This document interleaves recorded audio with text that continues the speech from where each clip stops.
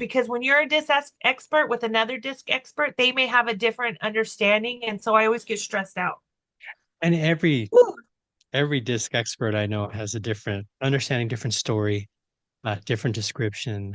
I'll give you an example of how four of those come into play. So, at a uh, company I used to work at, I was in the HR department, and our HR director is a C, right? And my boss was a D, or still is a D.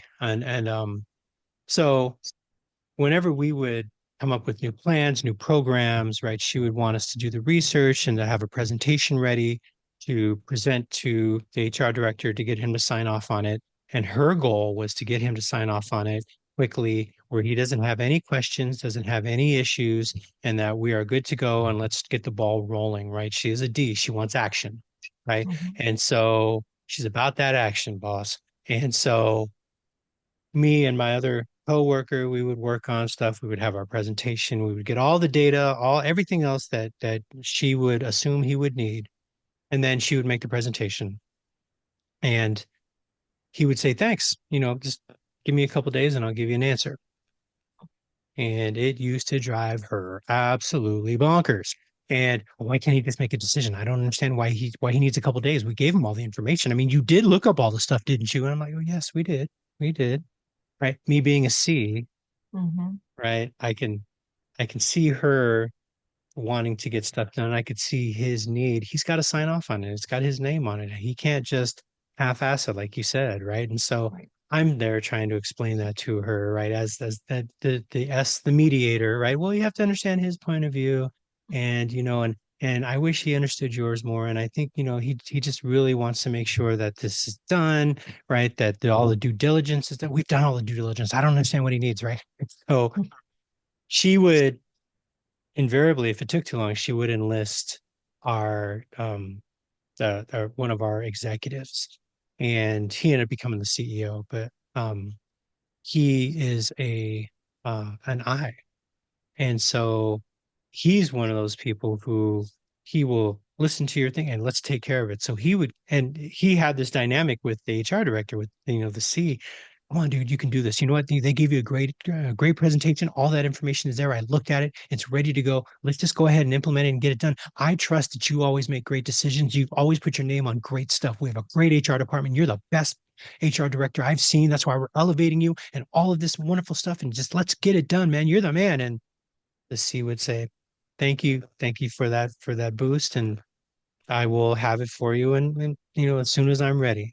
And it used to drive them absolutely crazy, and I'd just be in the middle of this watching this, right? These shots fired, and somebody, it's like, did you see Star Wars? Like, no, you've never seen any Star Wars? Okay, Not well, one. there's there's one, and it's like the worst movie of them all. It's the first of the prequels, right? And there's these things called the Gungans, and their defense system takes all the energy you fire at them and it just absorbs it. And so, like, all the shots fired, cannonballs and lasers and whatever, and they have this shield above them and it just sucks it up like jello, Mhm. right? And I feel like that was our HR director. He just sucked it up like jello. Hey, Mm. I, I hear you. Thank you for that. And I'll have an answer for you soon. Trust me. All right. It looks good. I just want to make sure that we have our due diligence. But it's just, can we get this done? Right. And so it was definitely something that was a dynamic that where all four of those personality types came into play, where we don't all have the same understanding of how to get things done, why we need to get things done, what are the important things, right? Those, D's and I's with I mean, D's and and C's with the task focused part. Sometimes they don't understand, the impact they have on other people, and the Right. actions they take or the things that they say or do. But then again, the I's and the S's that are more relationship focused, sometimes we spend so much time on the relationships that, it kind of gets in the way of getting things done, right? And timely, right? As timely as a D and a C would want, right? Right. And And so it's definitely something where it's important to be intentional. As an S, I love to tell stories. D's do not want to hear my stories. Can we cut to the chase? Why are you telling me this? Do we have to do this? Right. So, and it's definitely something that you see. And so it's important to be mindful. And as an S, I'm mindful, completely mindful. How am I landing on somebody else? Right. It's all about somebody else. So, but it's something to recognize, but then also the other dichotomy, like you mentioned, I mean, you know, D's and I's want things done quick as possible. Can we get those? We made a decision. Good. When can we roll it out? And the S's and the C's are like, okay, well, this is a process, right? And so, each component of the disc, right? Each type in the Myers-Briggs has its own specific, special quality or behavior patterns, right? And that's the Mhm. thing. I mean, no one is the same. I always say everyone's a fingerprint, right? We are all fingerprints, even if I'm interacting with seven S's, there are eight different ways of approaching things, right? So Yeah. um so it's something to recognize. We are a factor of our personality, but we're also a factor of our environment, right? Yep. It's nature versus nurture, right? Where Freud says it was completely nurture. Everything you learn from the time you're born to you're about 11 or 12 makes up your entire personality you take out into the world. Jung said most of our personality is genetic, right? So it's nature, right? It comes from our parental lineage, from our parents, grandparents, great grandparents, and passed down through our genetic code, which we know. I mean, they didn't know about genetics, they didn't know about DNA back in the early 20th century, right? But a lot of what Jung was talking about, we're seeing it come to fruition. We know things like generational trauma are passed down Mhm. through DNA and in our genetics. So it makes sense that other significant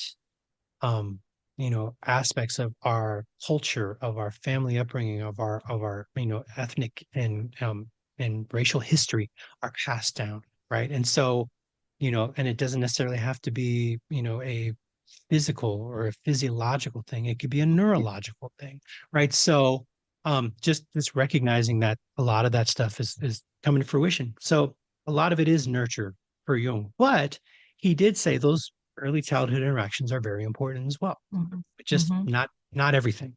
But he said they produce certain characteristics that we take out into the world, right? So when you think of the idea of character, somebody has good character, or just somebody's character, what is it made of? It's made of their morals, their value systems, what they were taught was right or wrong, right? Their idea of how the world works, right? The world works differently. I worked at an Air Force base with kids, right, for 5 years. And, one thing I saw at the Air Force base, the new kids were not picked on. You know, they they might have had to find friends in the same way, but they were never ostracized because a lot of those kids had been new kids and had moved around so much, right? Mhm. Which is different than the dynamic in a neighborhood, in a suburb, or in a city where people have grown up and all gone to the same elementary school and high school and things like that, right? And so the new kid sometimes is that doesn't compute. So we have all of those different experiences that combine with who we are, you know, um, on a genetic level that make up this dynamic um, experience that we Mhm. have with each other, right? And that's why we talk about, common sense ain't common, right? And Mhm. I mean, you can grow up in the same block, you can live in the same house, right? And I mean, you had brothers and sisters, right? And Yep. the oldest might have a different experience than the youngest, or the boy might have been taught the world works this way for boys and the world works this way for girls. And so, people leave that house with different knowledge of what to expect, and then they come back to the house for reunions or whatever else it is with the rest of their experience mixed in, and it just creates that dynamic where we can predict patterns, but it doesn't necessarily always mean. I mean, these things stay with us. Right. Right? My dad and my aunt, they are, older sister, baby brother, and they're 74 and 73. And that's their dynamic. Mm-hmm. and it's just and it's maddening for both of them, right? And I'm just watching, this going, why can't y'all just get along? It's because, a lot of the stuff that they had, that they've taken with them since they were little has carried over, right? And and my dad's, he's done a lot and he's done great with his business and is has been very appreciated and admired in his industry. And to my aunt, he's baby brother. You're not shit. And it drives him nuts. Why can't I be validated in, within my own family the way that I'm validated outside of my family? Mm-hmm. Right. And so it's just definitely something that, you know, stays with us. And Yeah. but yeah, our brains are, I don't want to say a mess, but I just feel like that's the word. We're a mess. How do we Complicated. make sense of the words? How do we make sense of the mess, right? Well, I think too, that's like why the field of psychology is so complicated, is that the human brain is very complicated. And the way that people respond is not one size fits all. And there's so many different factors. And, psychology for the most part, until you get into like neuroscience and measurement, is almost always self-assessed. And so if you say, Tiff, how are you feeling? I can respond to you with how I think I'm feeling, but there's no way to measure it aside from my subjective opinion of how I'm feeling. So until like the advent of again neuroscience and seeing how the brain is reacting in an electronic way, or measuring like the way that your body responds in terms of like your pulse and your temperature and what part of your brain is lighting up when you're thinking about certain things, it's difficult to quantify the human experience when it's very subjective. It's very subjective and it's difficult to quantify. And the problem is that our brain wants to quantify shit. Right. So Exactly. Exactly. we we intellectually understand that we cannot lump people into baskets and Right. say, well, you're a D, so you are this person, you're an I, so you are this Right. person. Right. But our brain wants to make sense of the world. So regardless if we know intellectually that we can't do that, our limbic system is Mhm. saying, oh, this is who you are. You remind me of my mom. You remind me of my aunt. So this is how I'm going to treat you. And this is how you're going to interact. The last person who had a neck tattoo jumped me when I was 11 years old. So 40 years later, if I see somebody with a neck tattoo, I don't care if it's the Dalai Lama, I'm going to be a little cautious. Right. And so it really is a challenge to deal with our experiences, with our personalities, our triggers, childhood trauma, right? And so that's the thing about DISC and and all the rest of Jung stuff, is that they are indicators of normal functioning human brains, right? So when you add in neurodiversity, when you add in trauma, unresolved trauma, when you add in experiences, right, and our characteristics, right, it really does create um, a much more dynamic picture of who people are, right? And I get that. I get pushback on that. Have you ever got pushback on that, Tiff? Well, you say I'm a D, but I'm not always like that. And we have people who don't necessarily ascribe. Well, I'm a D here, but then I'm a D combination. I think they're a D combination S, and I I'm like, say well, those are. yes. I said those are polar opposites, right? And so for me, cognitively, that doesn't necessarily work, but to this person and how they see the world and they interact with the world, it makes all the sense to them. So this ain't about me, right? So, I had the textbook admin assistant, the best admin assistant I've ever worked with. She was the admin assistant to one of our executives at the bank that I worked at. And when the new CEO came in, he became his admin assistant. When he retired, he took on the admin assistant role for the next CEO. That's how well she was thought of. She is now a admin assistant at Meta. right? And for in the executive branch, right? So Mhm. Vicky, if you're hearing this, we miss you. And every time anybody talks about you, it's always good stuff. So, but when we first did Myers-Briggs with the executive admin team, her personality type came out what was the opposite of what a textbook admin assistant personality profile would be. And so, and I just was talking to her about those things. And I said, so, how do you feel about this? She goes, well, all of this is completely true when I'm at home. All of this, when I'm at home, I just, I work 12, 14 hours a day. When I get home, I just want to hang out with my kids. I don't want to make any decisions. I don't want to have to stay busy. I just want to veg out and just be able just to be mom and relax. Let my husband, he runs, if he wants to make decisions, go ahead. He wants to run things at home, cool. Because when I'm at work, I have to be on top of it. I have to be engaged with folks. I have to stay on top of all the meetings, and I have to, and follow, the structure of the day and stay organized. And so he's done it so much that she switches right from one to the other like that, almost second nature. I always say almost second nature because it's not second nature. It's an intentional thought for us to switch. Jung talked about, the duality of our brains, right? Right brain, left brain. And we have two sides, right? Introvert, extrovert, right? And just even talking about introvert, extrovert. I'm naturally an introvert, right? But I do extroverted stuff, right? I host a podcast. I teach for a living, right? I sing on stage. We have a gig tonight, right? I do those extroverted things. I can do them, and I've gotten pretty good at doing them. But there's a way that I've been able to learn how to do it.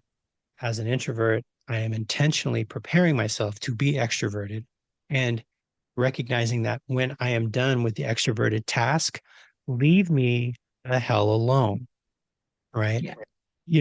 After gigs, when we play places and whatnot, um, I leave right after. The rest of most of the rest of the band, they hang out and they have a beer, or some of them smoke. They go smoke, and then I'm leaving, and they see me as they're smoking. Like, oh, you're leaving? You're not staying? No, no, I gotta go. I gotta get home. But it's just I need that time to compose myself. That's the difference. Extroverts get their energy from being around people. Introverts get their energy drained from being around people, and they need to recharge their battery by themselves, right? So at the end of a 3 hour gig, the last thing I want to do is continue to talk to people, even if they're saying, "Oh, you're wonderful, you're awesome, thank you so much, you I had such a great time." Thank you, thank you. I'm just getting my stuff. I gotta go, but I appreciate it. So I try to be gracious, but I also know that I need that time. So we can use both sides. It's just one side is natural when you're truly being yourself. I can sit on that couch and watch Netflix all weekend and hope nobody texts me. I will be a happy camper. Just leave me to myself, right? You know, but I know extroverts can do that for, especially extroverts who are, feelers like you give a lot to people, so you're probably exhausted. But then what happens after a couple hours, you know? What's funny is I'm an extrovert naturally. I'm not an introvert naturally. I'm an extrovert all the way. Yeah. And you are absolutely right that I give so much that at the end I'm just like, leave me alone. Just like leave me alone. I will shut my phone off. I will like completely veg a TV, something where I don't have to think. There's like this running joke with my friend circle. I can't have fun 2 days in a row. That's the rule with me. I cannot have fun 2 days in a row. So if you want to do something Friday, Saturday, don't call me. If you want to do brunch on Sunday, I don't want to hear from you all weekend. Like we'll meet on Sunday. So I, when I'm in a social situation, can I just tell you, I'm 100% there. I'm invested. I'm entertaining, like people of life of the party, but I have to really build myself up these days to get there, right? Like it, our job requires that we give a lot of our energy, and I'm very energized by people. That's the extrovert in me. So I can be feeling like crap, and then I get in front of an audience and I forget that I feel like crap. And then I give and give and give, and I'm and then I'm done, and I'm like, oh, I just remembered I'm dying. Like it all comes back to me when the energy of other people goes away. So I'm perfectly content. Can I just say that by myself? I actually crave that alone time. Like one of when I used to commute to work, like one of my favorite parts of the day was the drive home by myself. I mean, I've been with people all day, like that drive by myself where I could just like exist in my own bubble was like the best. Um, but I think it goes back to your point of we cannot put people just in a box because we have to and we adapt and we're constant contradictions. I say all the time, I'm the most social, antisocial person you'll ever meet. I am the nicest, mean person you'll ever come into contact with. I am the most responsible, irresponsible person that you'll ever know because it's like this constant balancing act. And I think with DiSC, it's very much the same. You do have your natural tendencies in those, the one that will resonate with you most often in your natural state. But the truth is that people adapt to the needs of their circumstances. And so where I'm an I and I might be again really able to connect with people and to build momentum and to get the right people in the right places and having people feel good about themselves.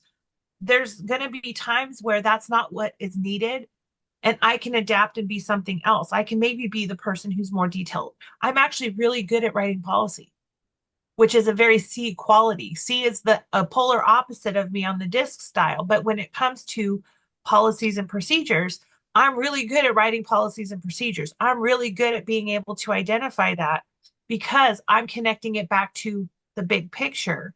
So when I'm looking at policies and procedures where I can be very detail focused, it's in a different way than maybe just a straight C because the C is looking at compliance and I'm looking at how does this policy and procedure support our vision or our mission, which is something a C might not be thinking about. They might be thinking about how what button do we push, what form do we fill out, what's the requirement, and I'm saying okay, how does this help people, let's how do we adapt this to make it serve the population in the best way.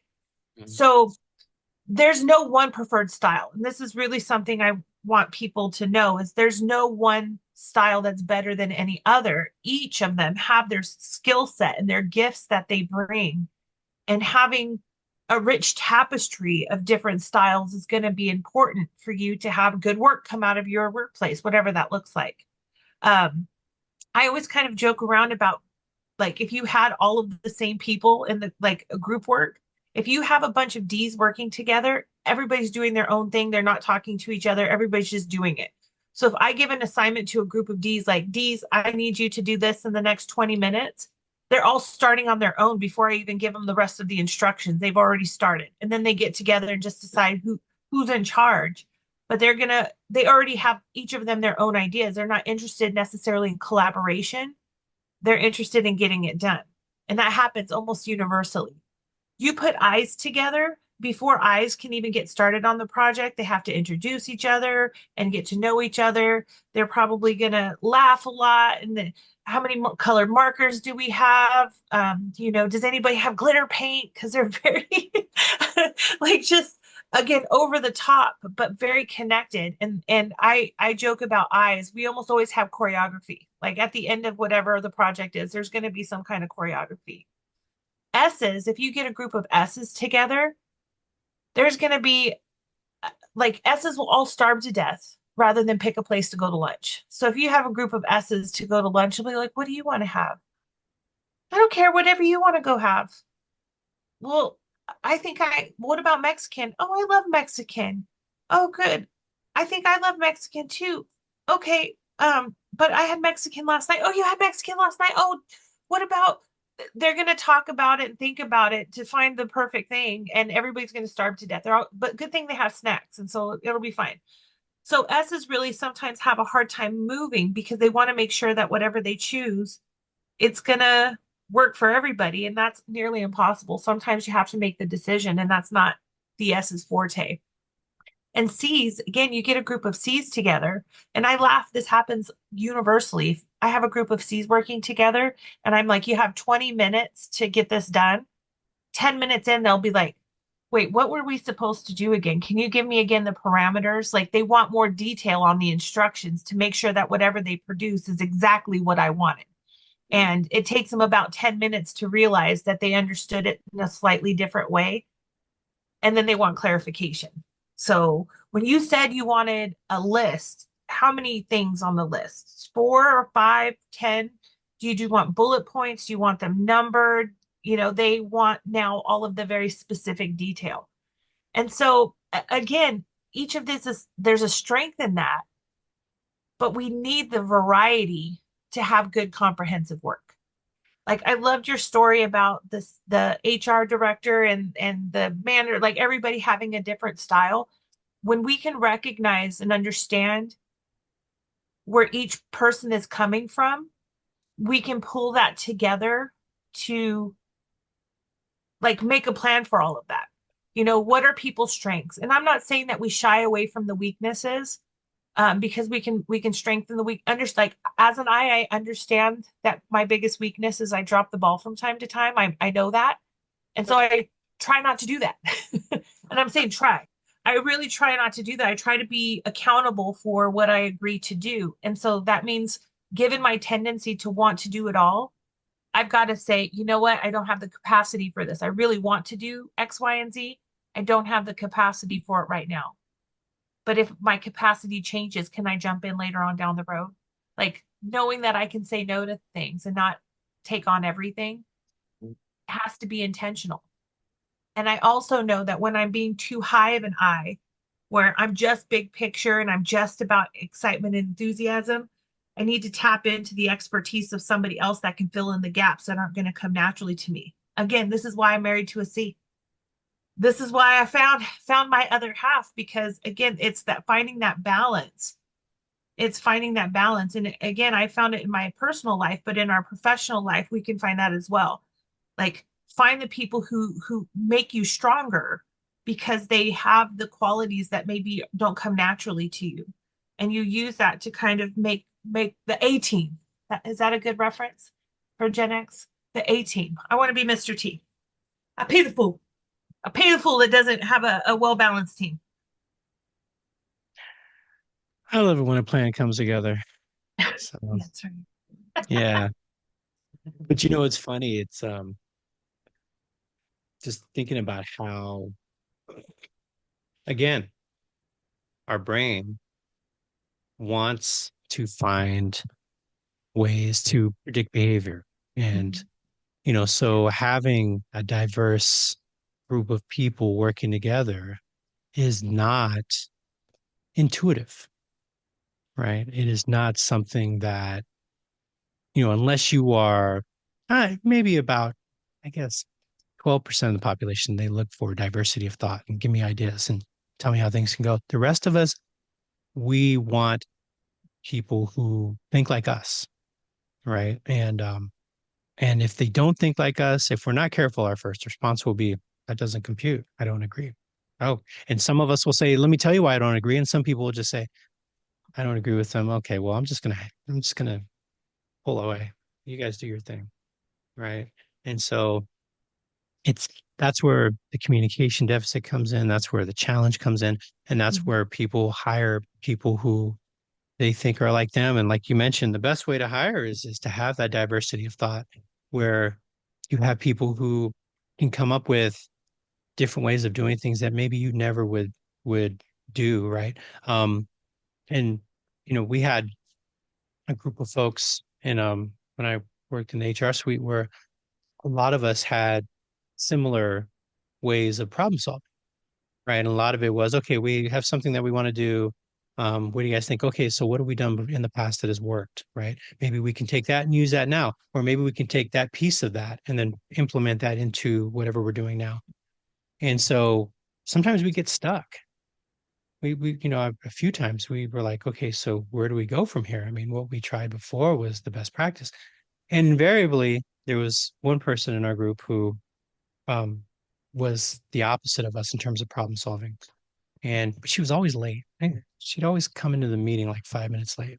Oops. And so we would ask, so she said, what are you guys talking about? And well, we were talking about this project and some ways to move forward. She goes, "Oh, well, have you guys thought about this? And I read about this the other day. And in my last job, we did this. I know we don't do that here normally, but I mean, all of a sudden she came up with like 5 different ideas that we were banging our head against the wall for a half an hour, stuck, right? And it's like, and so just recognizing that somebody who, one person who had a different in how they came about the problem really was beneficial to our overall accomplishment as a group, right? So if you can, you know, engage and appreciate people coming up with new ideas or different ways of communication, or that are maybe task focused or maybe are relationship focused, right? And recognize that all of those, what am I missing? What are my blind spots? Not like we said, like you mentioned, there are no preferred styles, but each style has something that they have to learn how to do intentionally. Otherwise, it is a blind spot. So, how do we complement each other, right? How do we complement each other's blind spots? And so, um, and in that complement, we grow in our knowledge of what it is that we haven't. I am I'm completely jealous of actually no, I'm not jealous. I'm not a hater. I'm envious. I Envious. envious, right? I envy those folks who wake up in the morning, the type A folks who wake up in the morning with a to-do list in their head. Like, how the hell do you do that? Right? I have a general idea of what I need to get done, and then the first squirrel that goes by, I don't get that done for 2 hours. And I'm like, oh damn, I'm supposed to pay that bill. Right. Mhm. And so it's something, yeah, and I've before I understood anything about personality theory, I used to go into meetings and, and some people say, well, come up with these ideas. We're going to talk about this in the meeting. So, if you have anything, please let me know, so I can put it in the agenda. And I would rarely have anything to put in the agenda unless it was something that was really important that was on my mind. But in the midst of the meeting, as people are talking about them, all of a sudden, oh, that's, speaking about that, I think maybe we could do this. Have you guys thought about this? So I'm notorious for coming up with ideas in the midst of the meeting where some folks have been frustrated by that. Why didn't you come up with that before the meeting so we could have started with that? Because it wasn't there until we were actually engaging in conversation. That's called, some people would say that's called a disorganized mind. Actually, the Myers-Briggs folks call that being emergent, Mhm. right? And being emergent with your thought processes, maybe not necessarily as planned and as methodical, and having that written agenda, but also walking into something with the ability to um, hear something and then come up with something new. So, and our CEO, he would do that. He would be in the midst of a meeting.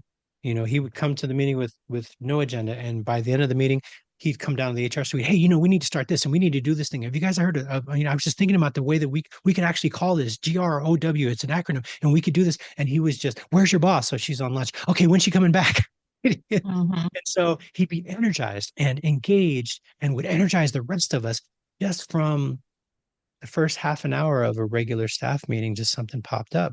But it wasn't like it was there on his mind ahead of time. It was something that happened in the midst of those. And I could definitely identify with him. Right. So there's, that's where we go from the simplicity of the disc to maybe the more specificity in the Myers-Briggs, because there's folks who have I tendencies who are completely creative and inventive that are introverts, right?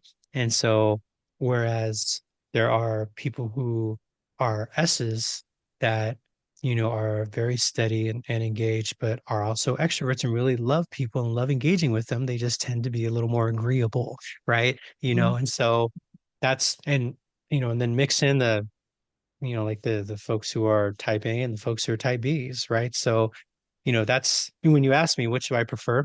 It It depends, depends. but it's a great place. I always look at the disc as a great place to start, to let people know these are some of those tendencies and where do you fit. Cool. Now, how do we work together by recognizing that what we've just learned is not always true? which is hard for me, even for me, because I want it to be true. I don't want to have any questions in my head. I want to be able to have that heuristic that I created in my head, put you in a bucket and I can predict your behavior, right? Yep. And Nope. that's how our brain works, right? That's why we have biases. That's why we discriminate and we treat people differently. And so we have to intentionally say, what am I missing? What else is there to know? And if we don't do that, then we continue to stay in the same bucket and you get you know you do you if you do what you've always done, you're going to get what you've always got, Yep. right? I love that. It's my one of my favorite statements. So if you're happy with what you've always got, that's great. How's everyone else around you feeling? Are they happy? If they are, then you're in a good place. If there's things where they think maybe the mousetrap could be built a little better, how do we get out of our own mind? How do we stop personalizing this, right? Mhm. Because it's personal, right? Very often, when in talking about coaching, we focus on the what needs to get done, how are we going to get it done, right? What resources do you need? What people do you need put in place? But how often is the what 100% guided by the who? How do I Mhm. feel about this? How comfortable do I feel about this? Is this something new? Is this something I've done before? Are there people I'm working with that may know more about this than I do? How do I feel about that? Right. And so we really have to be more introspective, which is hard if you're action oriented. You're about that action, boss, right? And we want to get that stuff done. Sometimes, okay, this is the best way to get it done. Oh, I know someone who's perfect for that. Let me go talk to them. I'll get them on board. Or you have that other person, okay, well, this is the best way to get it done. I'm going to get everyone else on board and tell them how to get this stuff done. Right. So I'm telling rather than selling. The other person is, I'm going to sell and they're going to come along. Well, what if that person's too busy? What if they don't want to come along? These are interactions that our brain says doesn't compute because this is how I would do it. Right. So an important piece is to recognize the dynamics between our DiSC styles, between our Myers-Briggs styles, between our temperament theory styles, between our true color styles, whatever Disney character you come up with on Facebook, right? That's right. Recognize that not everyone is Princess Jasmine, Mhm. and that's okay. Some of us are Princess Belle. That's right. You would be a Belle. I could see I, that. I read a book, or at least I I could I listen. would see I that. listen to books. Yeah. Well, there's a quote, and I cannot think of right now who this quote is attributed to. Why? Because I'm not a detailed person, but it says, "You have your way, and I have my way. As for the right and only way, it doesn't exist." And do you know who that is? I don't remember who Yeah, said that. his name is the Burger King. Shut up. Oh, shut up. I hate you sometimes, Carl. The Burger King. Um, the great American We philosopher, can the Burger King, said that. have No, it somebody, your way. No, I love that. I love that. It's absolutely true. And I had another one in my head. What if that song? You go your way and I'll go mine. Right? Somebody, come on, listeners, send a comment. Please comment, by the way. yeah, Anyways, yeah. see, there's my squirrel. There you Right. go. So But okay. I do think about that. We all have our gifts. We all have the things that hold us back. But we're as people, we're complex. We're highly adaptable.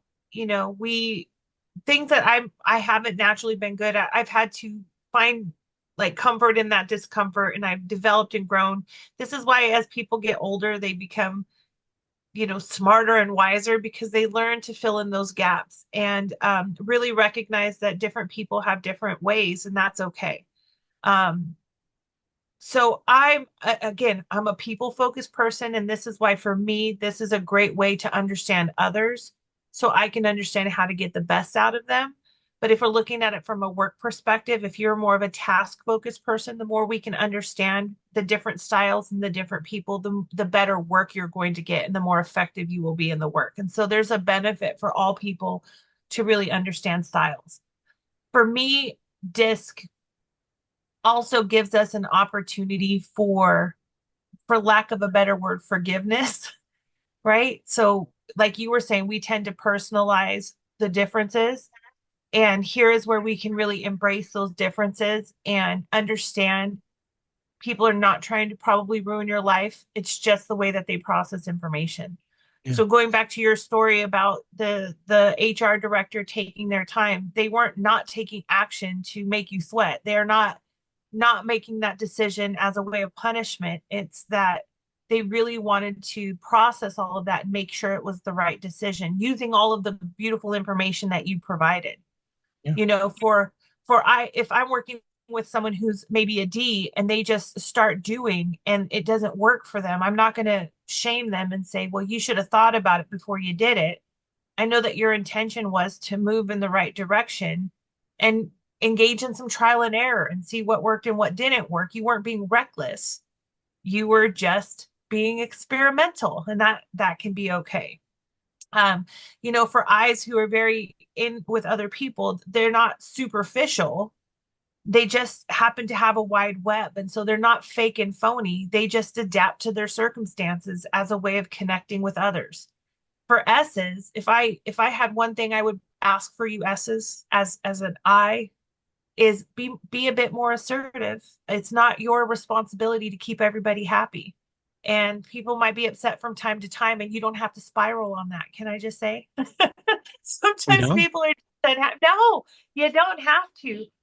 Sometimes other people's emotions belong to them and you don't have to absorb that. And so, you know, S's really do have that capability of bringing people together and being able to adapt. And they're very adaptable and they'll go where they need to go. Um, but I can see like I'm an S advocate. So I see S's getting used and abused all of the time. And so I'm the I over there going, leave them alone. They've got enough on their plate. Quit the no, they're not going to bake a cake for you tonight when they go home. They have their own life outside of it. So, you know, S's are really, really great to have on that team, but we have to not wear them out because they may not be able to say no. And so we have to kind of be aware of their limitations because they're not going to tell you most of the time. They'll tell you with their resignation letter when they've left. That's how usually you find out you've overused an S. Or they've And then, quietly quit. Yeah. or they quietly quit, absolutely. Yeah. And of course, our C's, you know, I love having a C's in a group, but C's, one thing I would really ask is understand that there's never going to be perfection. And so it's really about how do we be optimal but still be practical in the work that we do because there is never going to be one perfect answer for a lot of things and we don't always have the luxury of time, especially in human services, by the way, because everything is time sensitive. I don't have a week to determine whether or not someone should get money for their rent or not. It might be the difference between them having a place to live or not. And so you know, a little bit of flexibility can go a long way. But I really do love C's because they keep us honest. You know, they keep us honest and make sure that we're doing what we're supposed to do. So everybody has their gifts, everybody has their challenges. But if we're really looking at wholeness and work and making sure we have, again, diversity, equity, and inclusion, it goes beyond race, gender, nationality, religious beliefs, political beliefs. It comes back to personality as well. And like you mentioned, you can't just have the same type of people working because you get stuck doing the same things. And so the more that we can include all the people and have them part of the decision making process and part of the discussions and part of like embrace those challenges, embrace those differences, don't shy away from them. Just because it maybe you don't get what you want every single time, but it could be a better decision. And so we have to be thoughtful about that as well. My way might not be the best way, And one other which I thing mean that never would happen for me, but for other people, their way might not be the best way. yeah, but you need people in your life to say you're right. Yeah. But you know But what though? Can I tell you, I actually really love people who tell me I'm wrong, mhm. believe it or not. I actually really appreciate the people who will come to me and say, you know what, I think you're thinking about this the wrong way. Have you considered? And they give me new information. I highly, highly, highly value people who challenge me more than people who tell me I'm amazing. I know I'm but amazing. Mhm. but an I would say it. You know, I love what you're talking about, but have you considered this? A D would Mhm. say, well, you're wrong, and let me tell you why. You know, Right. so an S would say, Hmm. that's interesting. And a C would say, right. Where does it And say so that? yeah, where'd you get that stat from? Right. You know, and Yeah. so Yeah. it's something to recognize. We all have those different styles. So recognizing who you are and what works for you is so important. Very often, people will give you different things, different prompts. They'll tell you this is how you do things. My setup for organization is completely different than maybe anybody else's setup. I have written to-do lists. I have Google Calendar. I have a big a whiteboard that I write my big due dates on. I have, another calendar that pops up on my screen. I have to have all four of those. I know people would say that's too much. I don't know how you keep track of things. That's how my brain works. And Mm-hmm. if I don't do this, I suffer. I'll be an inyo instead of mono, right? Right. For real. Writing things down, however it works for you, whatever works for you is cool. When I teach my time management classes, I tell them if you've ever had a boss or a mentor give you something and it didn't work, that's okay. They're not wrong and neither are you. It just means that you have a different style that really resonates Yep. with you. So find your style, right? Yep. If there was anything that I would leave you with today is what is your style? What are the things that you like to do naturally? The best thing about personality is once you discover what you tend to do naturally, everything else fills into place. Like you mentioned, to be able to adjust your style, you have to know your style first.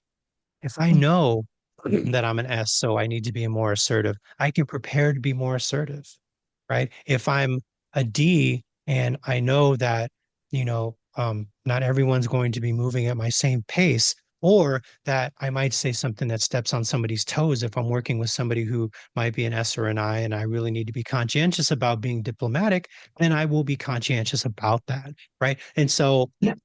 if I'm a C and I know that I need to make decisions quicker, I want to be prepared with a list of things that I want to ask people to be able to have better information. These are things that are important to know about ourselves. If we know this about ourselves, then when we interact with people who are not ours, or even people who are like us, but especially people who are not like us, we can recognize, okay, what are the things that I might be missing because I'm in my own head and believe that the way that I do things is right because that's what our brain does, right? Our brain wants to believe that we're right. So how do we intentionally say, what am I missing?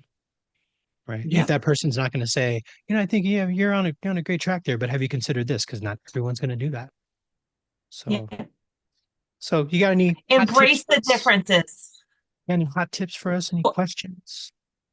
Any hot tip, the hot tip I have is this: notice your tendencies and notice that of other people. And instead of coming from a place of judgment, why are they like that? Embrace it. That's who they are. How do I work? How do I work best with that? What can I do to adapt to work best with that personality? Because I don't have any control of how anybody else moves, how they process, how they work, how they communicate. The only thing that I have control over is how I can adapt to it. And if I can focus my energy there, and again, from a very my thought is always, how do I maximize other people, right? How do I maximize how I work with other people? The best thing I can do is adapt and find out, maybe communicate about those needs. And if you're a So, maximizer, um, yeah, yeah, I am definitely a maximizer. So, that's which is Strengths again, if Finders, which is another class, right? Which is another yes, that's another topic. one. But I'm always like, how do I make the best of this? That's a very I optimistic. If this is how it is, how do I maximize that? You have to be adaptable and understand that you can't change who people are, just the same as you can't change who you are. You could just adapt to get the best thing out of it. So, um, again, don't put people in a box. Nobody is just one of those styles. Just keep that in mind that people are complex. And my best hot tip is whoever people are, love them anyways. That's it. That's my hot tip. Love them anyways. And so if anybody's well, I mean, a couple of things. If you're interested in learning more about the disc, there is so many resources online to Google. There are many free assessments online. For me, the truity.com has a bunch of different personality assessments that I tend to lean towards that. But there's also, if you really want to have that feeling of legitimacy, if that's your need, I mean, to talk to anybody who works or is affiliated with Wiley or TTI. or Hmm. any of those official DiSC administrators, or the Myers-Briggs company if you're interested in Myers-Briggs, right? If you're interested in Strengths Finders, through Gallup, right? Those are you got to pay for those, right? But I mean, I've paid for them and have really, really benefited on the insight that it's provided. There's many people who can help you coach through these, right? I do regular coaching on Strengths Finders and regular coaching on 360s and Myers-Briggs, right? And so access those people who that can help you to become more of that expert of yourself. And Hmm. so that definitely is important. And make sure, as Tiff said, notice your tendencies, notice other people's tendencies, and recognize how can we work better together, right? Which, Yeah. a little self-awareness goes a long way. It really does. Yeah. Absolutely. And of So course, shameless plug, if you're looking for a coach, www.givingthegiftcoaching.com. Just saying, that's where you can find me. That was a shameless plug. I'm sorry. We're not sponsored yet. So that was my commercial break for givingthegiftcoaching.com, where you can book a consultation with yours truly. yeah, and crabin.com. There you go. I'm sorry, crabin@gmail.com. If you know you want to talk Perfect. and chat, we can do that. We're good. Anyways, Absolutely. so Yes. thank you again. Thank you for the schooling, Tiff. Definitely appreciate that. Um, please continue to learn and grow about yourself. It only gets better from here. So, with that being said, I'm Carl, And I am Tiff. and let's keep it real, Keep it real. real. Keep it All real, right. real. I love it. Have a good November.